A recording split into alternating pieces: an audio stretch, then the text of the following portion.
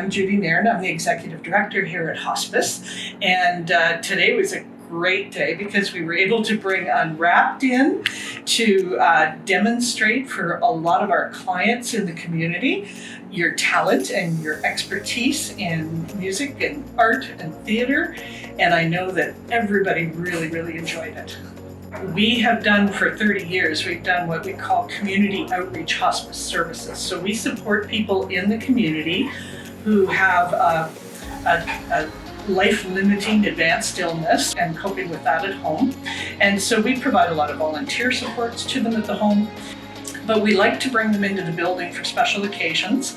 And our day program is always one that people enjoy coming in. Being able to invite everybody in today for a performance like yours was terrific.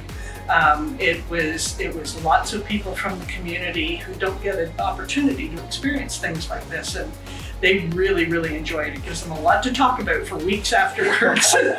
I'm Alton Wilmot. I'm the Artistic Director of Unwrap Theatre, which is the company putting on this concert today.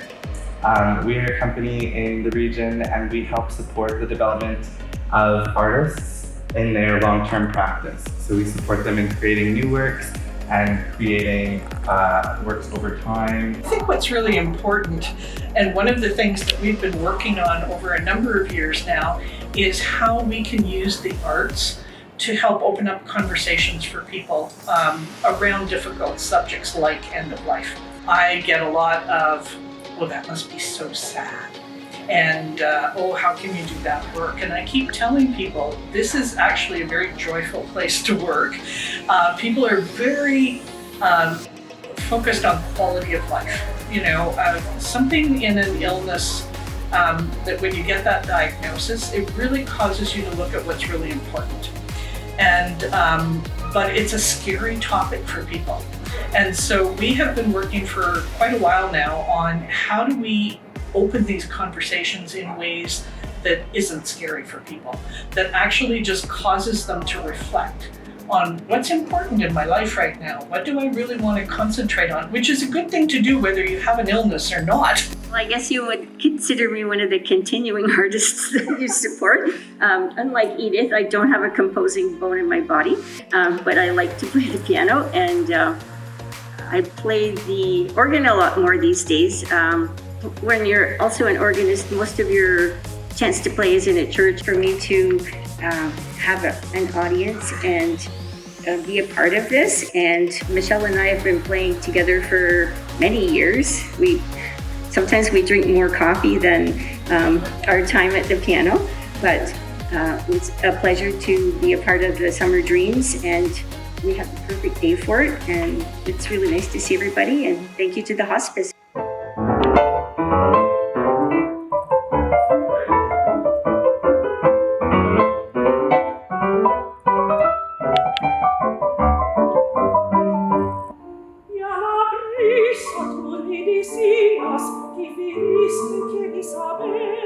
Coming back again and again, it went on, tirelessly working away.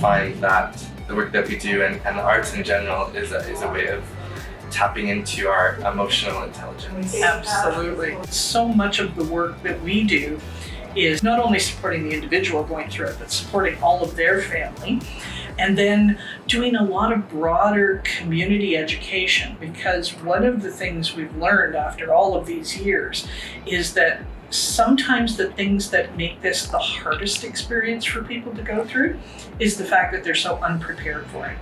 And they're unprepared because they don't talk about, a really bad subject like that. But getting them to not talk about death so much, but getting them to be prepared for the emotions and the feelings they're going to go through, and the grief and loss they're going to have afterwards, and understanding what's normal. It was very interesting in a very informal sort of way. It was quite good.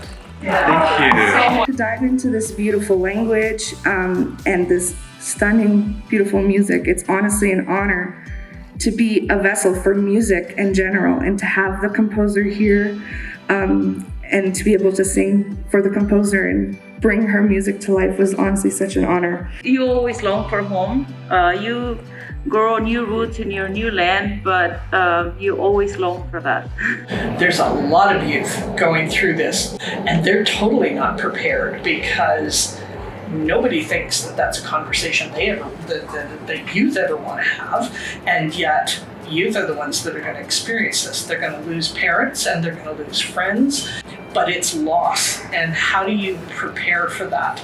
And how do you process it when it does happen?